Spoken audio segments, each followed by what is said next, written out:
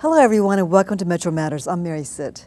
Have you ever wondered why our bus routes stop certain places and not others? Or what's involved in developing first-class transit in a city the size of Houston? Well, we decided to give a select number of community leaders and potential leaders a chance to find out about the nuts and bolts of transit from Metro's top officials. Here to tell us more about our new Metro Transit Academy is Karen Marshall.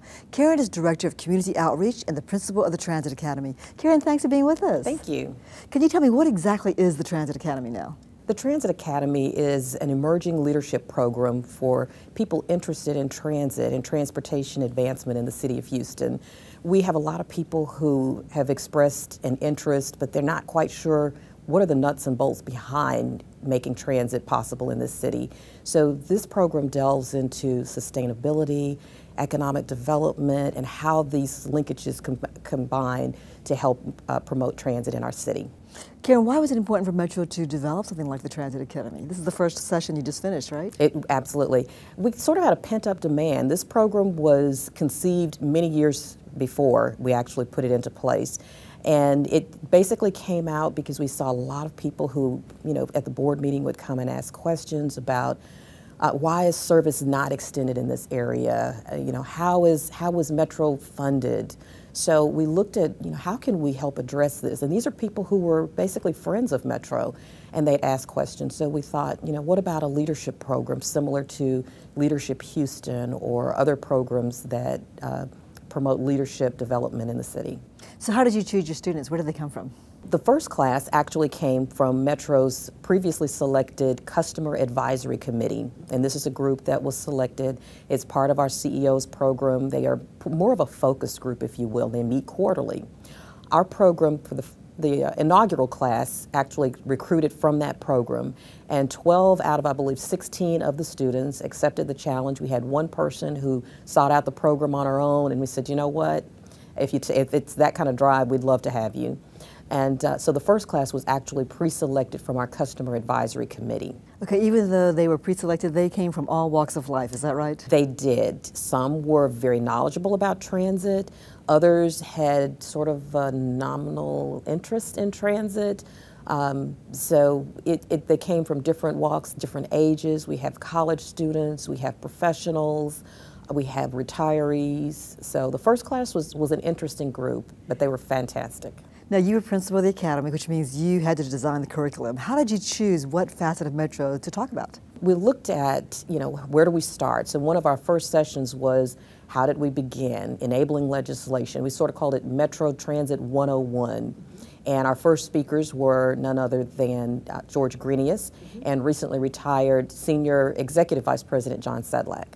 And he's a wealth of knowledge. Exactly. He was at Metro for 20-something years, exactly. 27 or so. So you gave not only an overview, but also you sort of got deep into the weeds with the students. We did, not to leave out sustainability. We had our board member, Christoph Spieler, as well as Kimberly Slaughter, who also is Senior Vice President of Service Design and Development. What did the students take away from this, from what they told you? The thing that impressed me the most was I had originally thought about bringing in speakers from the outside, and they said, why on earth would you do that? The unique thing about this program is that we got to hear firsthand from Metro's top management. That was an invaluable experience for them. And one of the cornerstones of the program is that each of these students will then take away their own transit advocacy program that they developed. Sort of a graduation project, right? It's a graduation project, exactly. But they presented in class, and each student had a different take on what they would do in the community once they graduated. So it's sort of an action plan for each student to go out to in their community to promote Metro. Yes. When you were designing the curriculum, did you have to come up with ways of how do I make them friends and supporters of Metro, or were these people already supportive of Metro? And just not that knowledgeable, maybe? Most of this particular class was fairly supportive of Metro. Again, many of them were selected because they were, their charge was to be more of a focus group, to bounce ideas off of. So we often got a lot of input. And that was great. I mean, there are things that we took back to the various departments, to marketing, to operations, community outreach, on things that we could do better. But they were also somewhat had a passion for transit. There were some that just didn't exactly know about transit that much, and the knowledge that they had, they were able to parlay into ways they could use it in the community to help advance it. Now you're planning to have more classes, right? These are 7-week sessions. When's the next one? The next session will begin June 6th. Okay. And how will you select the next crew? Well, the next group will be selected from amongst the community. So we are looking, it's an application process, so you can self-select and apply. We plan to have a class of no more than 20, maybe 25. Again, the classes will run for 7 weeks. We'll take off the week of the 4th of July and resume after that. And this is a huge time commitment. It's once a week for 3 hours. Once a week for 3 hours. So it's a commitment, and we do ask that the students be committed to attending most, if not all, of the sessions. We always need public transit advocates. Having the more knowledgeable advocates in the community who can understand when we talk about, why didn't you put a route here? Why didn't Metro build rail in a certain area? The more knowledge that they have, the better they can be as advocates in the community for mass transit and for Metro specifically. Okay, thank you so much for being with us, Karen. Thank you. After this break, we're going to meet one of your star students, so stay with us.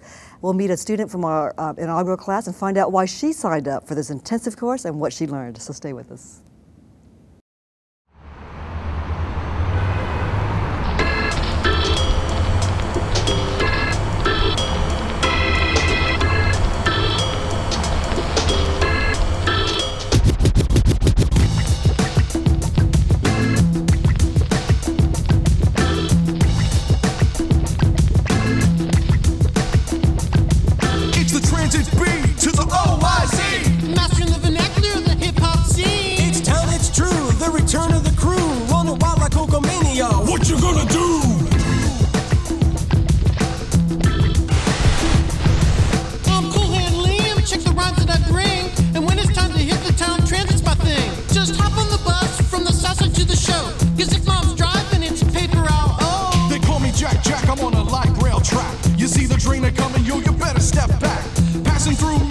Shout to my peeps, my rhymes are so fresh they make lesser men weep. The name's Chili Chatham, cold busting the beat. And if you don't like it, man, go have a seat. Cruising from the east side and everywhere I go, we're the transit boys, and this is how we roll. We got a pencil sharp and dropping rhymes like Lonely Island. Each of us is under 10, they call us living legends. Driving on the freeway's just too much fuss.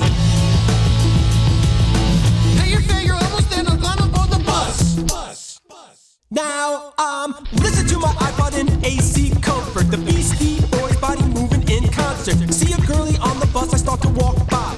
She looked right at him, she said howdy, he said hi. The bus cost me just $1.25. So you can take a trip to see the Transit Boys live. The Houston spotlight always shines a little brighter. That way you won't have to flick your big lighter. The train keeps a rolling and it just don't stop. Like the Bayou City's little masters of hip-hop. They're adding 5 more lines, just wait and see. Cause Metro's laying tracks like my man TP. We made it to the show, dropping rhymes to and fro. Just one more song now before we gotta go. Yo, mom's on the phone, can we stay? She says no.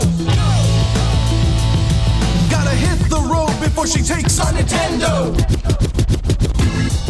Oh, heck no. Yo, we like big buses and we cannot lie. Dude, did you really just say that?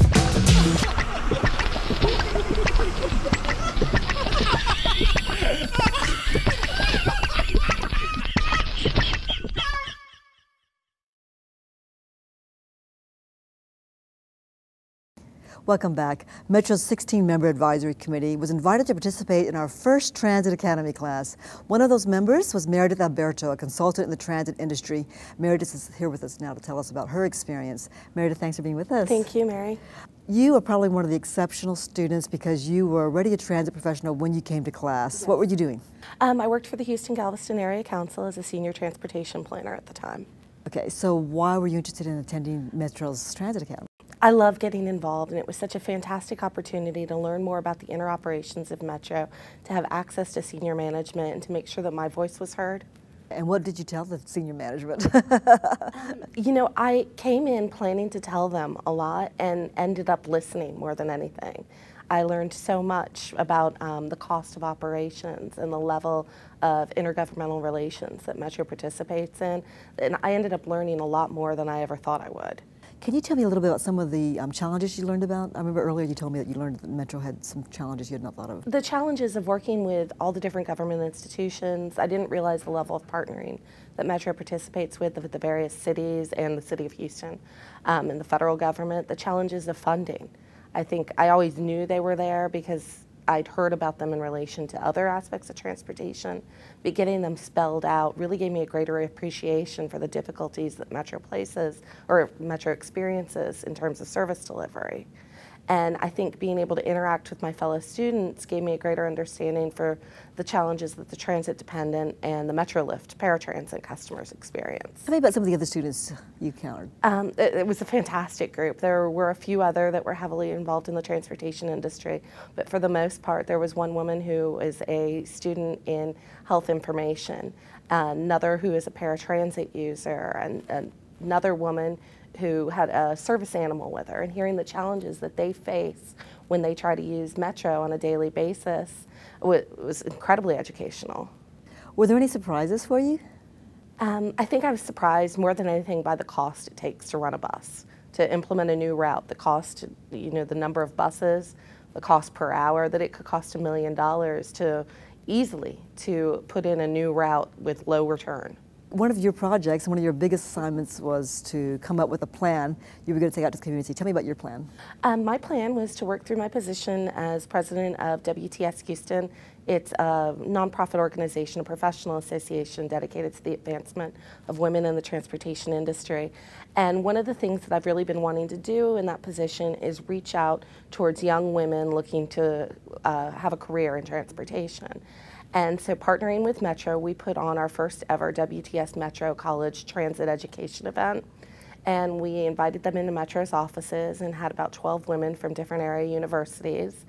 And they got to learn kind of almost like a mini transit academy. Meredith, why is it important to teach the younger generation about all this? We grow up in a car culture, especially in the Houston area. Being able to maximize our infrastructure, because we don't have the money to expand the system. We don't really even have the money to maintain the roadway system the way it needs to be done.